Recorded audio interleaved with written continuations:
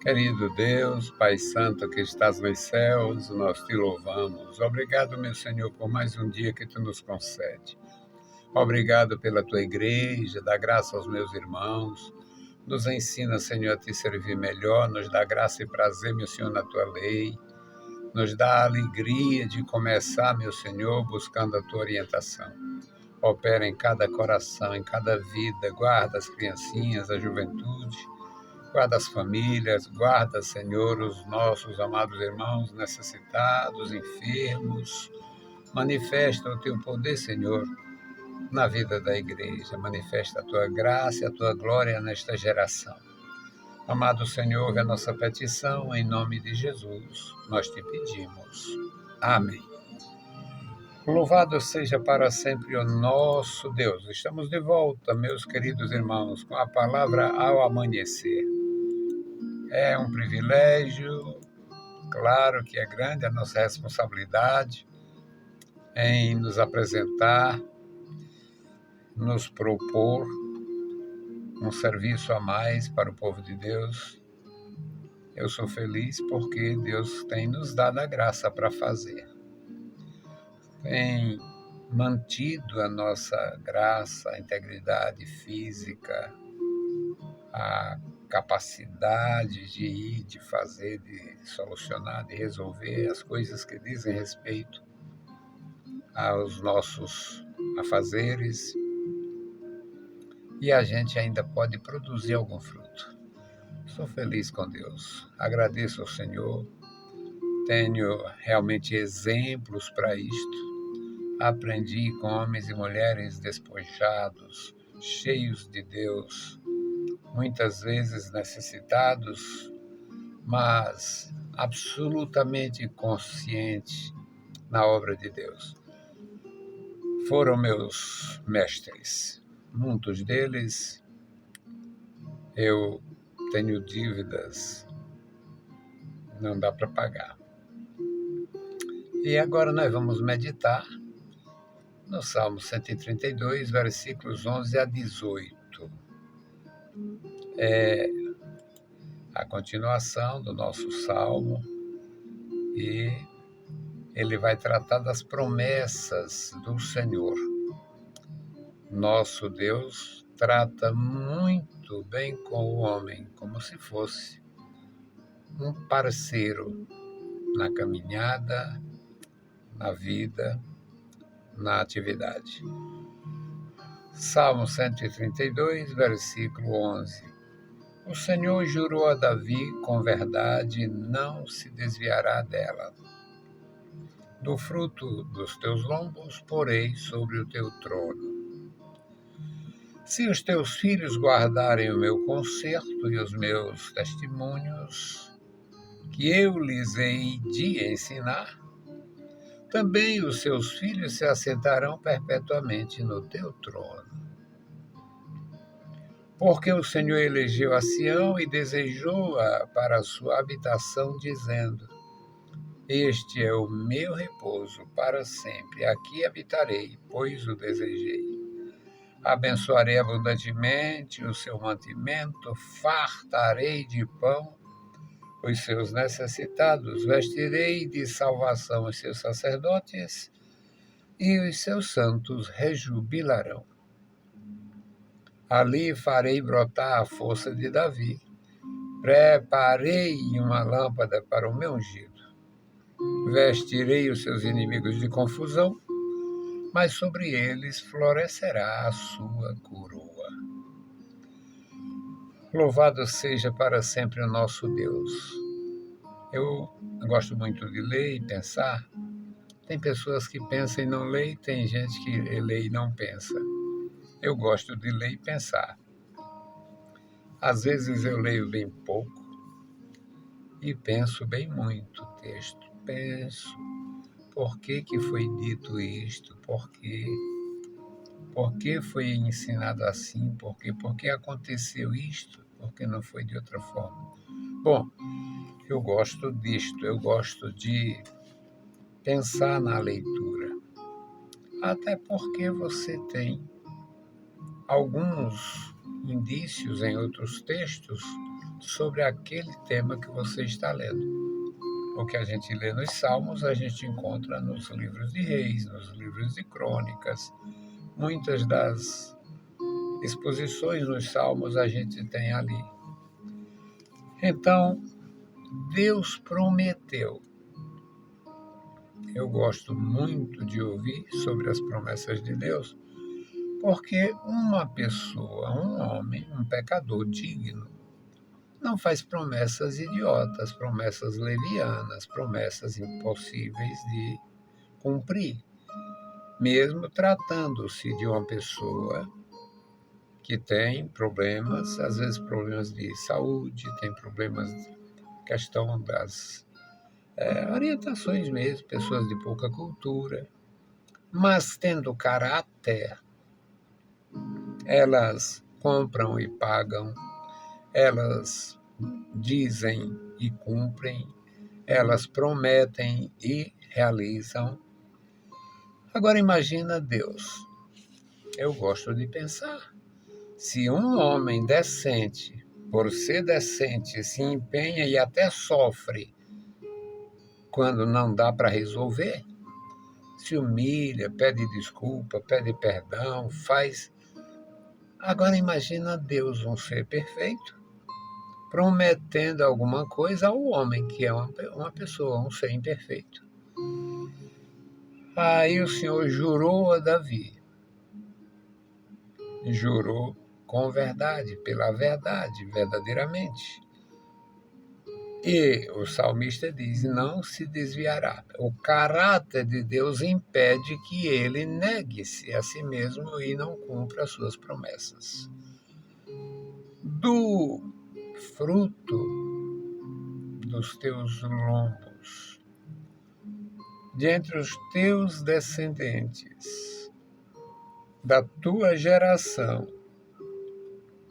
eu porei sobre o teu trono. No versículo seguinte diz: e se os teus filhos, porque seria gerações seguidas, sucessivas gerações, Deus arremata aqui no seguinte verso: se os teus filhos guardarem o meu concerto, este concerto, esta aliança, guardarem os meus testemunhos que lhes hei de ensinar. O Senhor deixa aqui claro que tem muita coisa a instruir. Portanto, uma temeridade não aceitar a revelação das Escrituras. Também os seus filhos se assentarão perpetuamente.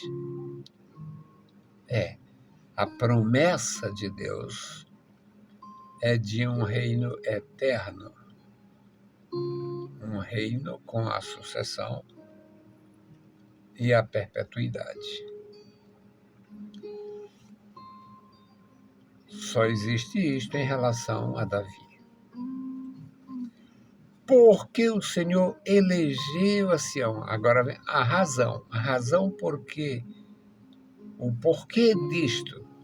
O Senhor elegeu a Sião. Tenho muitas vezes falado sobre isso, o que Deus viu naquele montículo.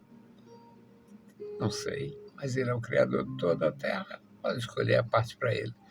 E, como Ele é humilde, escolheu aquela terra seca. Uma vez eu dando aula sobre a presença da igreja no mundo, o propósito de Deus com a igreja, comigo, com você, é que a gente esteja no meio das trevas. Não é para absorver as trevas, é para fazer a diferença e brilhar como luz. Dá um trabalho, mas é possível. Deus não é injusto para exigir uma coisa que não possa acontecer. Ele escolheu a Sião. Eu dava aula naquele dia e falava Se Deus quisesse uma igreja completamente escondida, como os religiosos entenderam, e fizeram convento, mosteiro, fizeram tudo, para esconder os seus elementos, não é porque eles quisessem fugir do mundo, não era para o mundo não saber o tamanho da sujeira. Resultado, se Deus quisesse que a sua igreja vivesse apartada do mundo, da realidade, tinha escolhido uma grande ilha. Uma grande ilha, um continente. Tinha escolhido a Austrália, sei lá, o que mais. Mas Deus escolheu Sião, um monte pequeno e seco.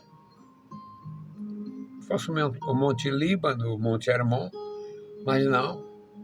A escolha de Deus foi Sião, o Monte Sião, e não o Monte Líbano. Não, foi o Monte Hermon.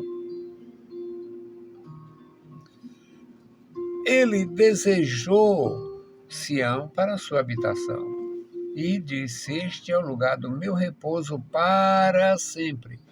Aí dá um nó no meu juízo. Para sempre aqui, possivelmente não tinha a ideia de eternidade. Mas já que a dinastia seria eterna, Deus fala da dinastia, sua relação com o Monte Sião, sem dizer que essa dinastia estaria na região celestial. E isto fica claro quando o Messias é enviado, faz o seu sacrifício, ressuscita e está no plano espiritual vivo para todo sempre.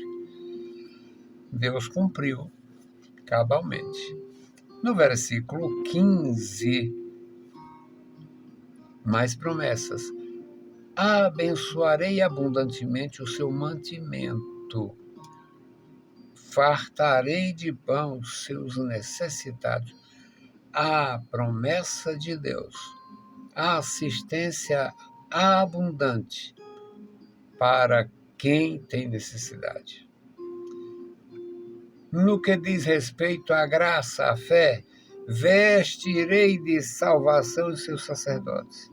Os sacerdotes representavam o livramento, o aconselhamento, a presença divina, a orientação no sentido da busca.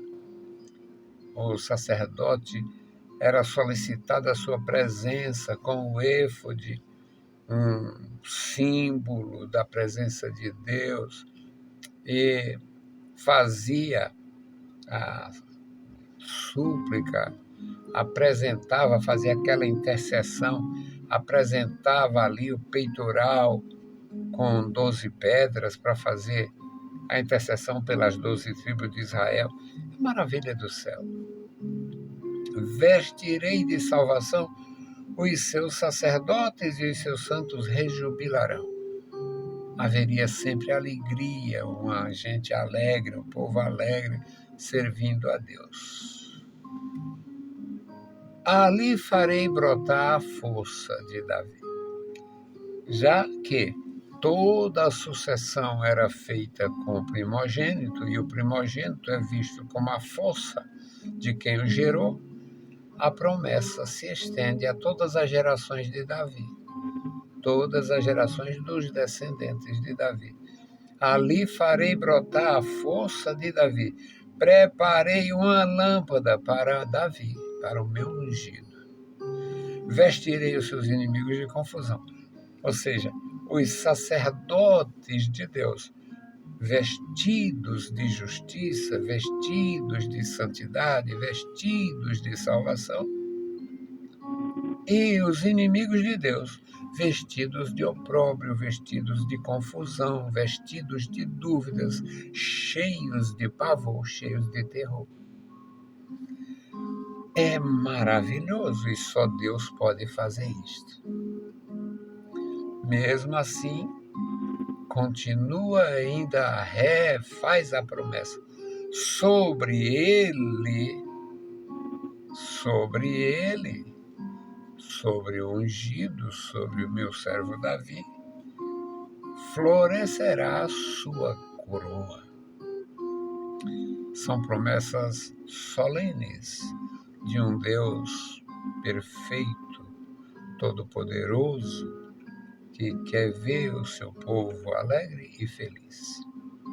Vamos fazer a nossa intercessão. Hoje a minha intercessão é pelos enfermos. Tem muitas pessoas enfermas, meus irmãos. Muita gente enferma. Nós temos visto nos últimos tempos dificuldade com os serviços médicos, dificuldade com as medicações que são chamados de coisa pública e tal, muita dificuldade. E o pior é que a gente só escuta coisa ruim. Diz que vai faltar dinheiro para isso, faltar dinheiro para aquilo. A ratazana cresceu demais, 4 bilhões e tanto só da saúde foi desviado. E no nosso país, sem regras, sem lei, quando esvaziaram as cadeias, ainda prometeram fazer mais. Nós estamos assim, e muita gente está enferma, não tem a medicação, não tem assistência. E eu fui da onde pobre, fui receber remédio para minha mulher, fui lá numa daquelas farmácias, aquele negócio. O remédio que era 200 e pouco, na outra lá era 500, que era para ele poder dar o desconto e vender do preço que os outros vendem. Eu ri assim na face da mulher. Ela disse, por que você está rindo? Eu digo, porque eu gosto de piada. Aí vamos orar pelos nossos irmãos enfermos, pelos nossos amigos, tem muita gente. A sociedade está passando por dificuldade e a gente pode ajudar, orando e fazendo alguma coisa quando é possível, quando é procurado, quando é confrontado pessoalmente com aquilo. Amado Deus, Pai Santo que estás nos céus, nós te louvamos. Obrigado, meu Senhor, pela vida, pela salvação, pela tua bondade e graça, Senhor.